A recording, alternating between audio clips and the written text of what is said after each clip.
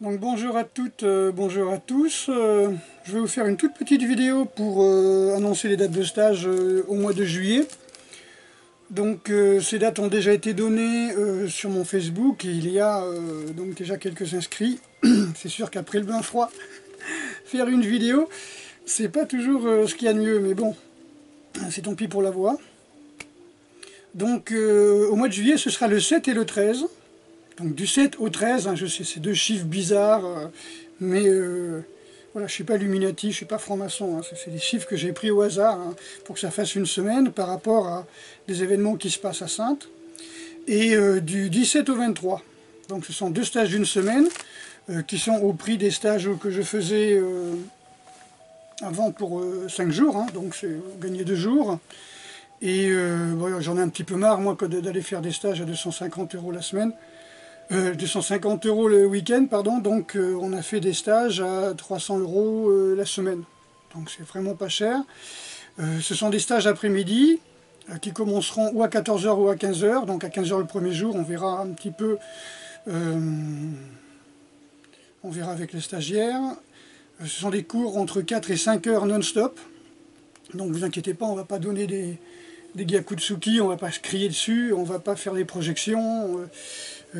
Quand il y aura du cardio, ce sera du cardio sur le HIT en 7 minutes, 10 minutes, 20 minutes et pas tous les jours, hein, ce sera vraiment un petit programme.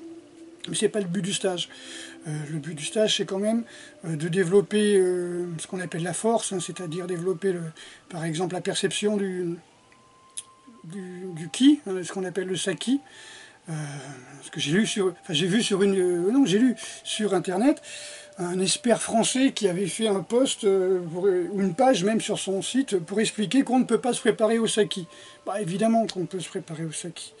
On peut surtout s'empêcher de ressentir le saki. Alors ce qui est incroyable, c'est que le saki, quand on fait une recherche sur internet, on tombe là-dessus. Je ne sais pas si c'est clair. Hein. Voilà. Donc saki, soif de sang. Évidemment, c'est parce que... Si, on peut dire qu'on peut ressentir la soif de sang de l'adversaire. Hein, quand quelqu'un vous attaque, c'est un petit peu ce que disait Atsumi Sensei. Le propre de l'homme est de ressentir ce saki. Par exemple, un animal, lui, n'a pas cet instinct intuition. J'en ai déjà parlé dans une autre vidéo. L'animal, lui, il a des sens hyper développé, donc il peut sentir un homme, surtout un mangeur de viande, un fumeur ou un alcoolique ou un français, c'est-à-dire les trois. Et donc un fumeur de tabac ou de joint qui mange de la viande, qui boit du Ricard, un animal il va le sentir de loin. Hein. Donc c'est peut-être pour ça que les chasseurs ils prennent pas grand-chose. Voilà, donc ceci pour dire que le saki, oui, on peut le développer tout à fait, mais il y a tellement de choses qui bloquent notre perception du ki. Hein, voilà. Donc Atsumi Sensei disait l'homme, il a une tête et qui rentre dans 7 fois son corps. Donc en gros, quand on fait un dessin, vous savez, un adulte, c'est une tête, enfin pour quelqu'un qui est normalement foutu, on va dire, c'est une tête. Et puis vous avez 7 fois dans votre corps. Sauf pour ceux qui n'ont pas terminé leur croissance. Hein, vous savez, on rencontre beaucoup de gens qui à 10 ans ne veulent pas grandir. Alors chez les femmes, ça fait des hanches courtes et des petits seins. Et chez les hommes, ça fait une grande tête et un corps complètement flué. Hein, ce qu'on appelle un freluqué. Ce qu'on appelait un freluqué, parce qu'avant c'était rare. Maintenant on appelle ça un hipster ou un jeune bobo ou un jeune cadre, ou voilà, ceux qui se font des pantalons slim avec des chaussures pointues, qui se font pousser la barbe pour paraître viril, et en fin de compte, ils enlèvent le t-shirt, on voit les côtes. Hein. Bon, enfin bref.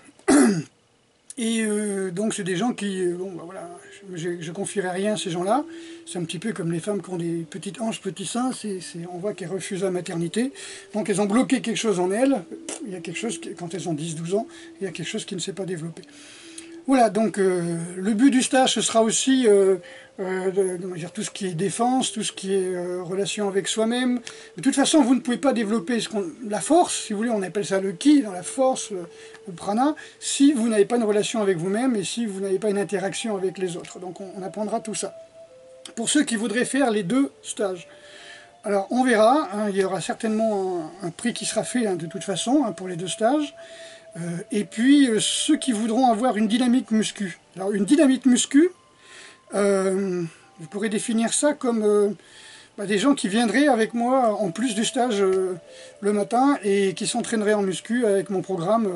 Ça bon, pour les gens initiés, pour les gens qui veulent vraiment s'investir, bon, on peut leur garantir un petit peu de masse, hein, quand même.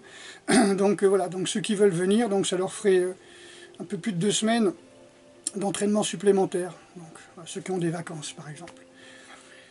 Ok, donc les dates du 7 au 13 juillet et du 17 au 23 juillet. Pour ce qui est du mois d'août, je ne sais pas encore. Est-ce que je vais au Japon? Est-ce que je retourne en Russie? Je ne sais pas encore. Et est-ce que je retourne au Japon? Est-ce que je vais en Russie? Voilà, donc je ne sais pas encore, ça va dépendre de plein de choses, donc il y a plein de choses qui se mettent en place. Il y a la gladiature à Saintes, voilà, il y a aussi le recrutement de gladiateurs en fin juillet, donc intéressant pour ceux qui veulent devenir gladiateurs professionnels. Et donc tout ça avec Acta de Brice Lopez. Donc tout plein de choses vont se mettre en place. Et ben moi je suis préparateur physique, hein, je suis entraîneur, je suis... ben oui, je suis éducateur sportif, entraîneur et préparateur physique, voilà, ce sont mes diplômes. Donc je suis là pour épauler tous ceux qui veulent réussir dans leur branche, des moments que ça concerne le sport, voilà.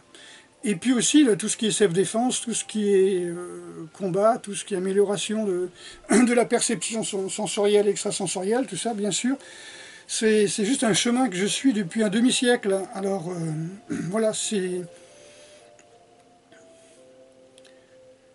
a l'air simple, hein, mais un demi-siècle c'est long. Vous voyez, je ne pensais pas arriver à 60 ans un jour. Hein, et j'ai commencé à m'y préparer évidemment à l'âge de 10 ans, puisque à l'âge de 10 ans, donc j'ai eu quelques expériences qui m'ont montré que la vie n'est peut-être pas forcément ce que l'on nous montre. Voilà, donc je discuterai de tout ça avec les stagiaires, en tête à tête.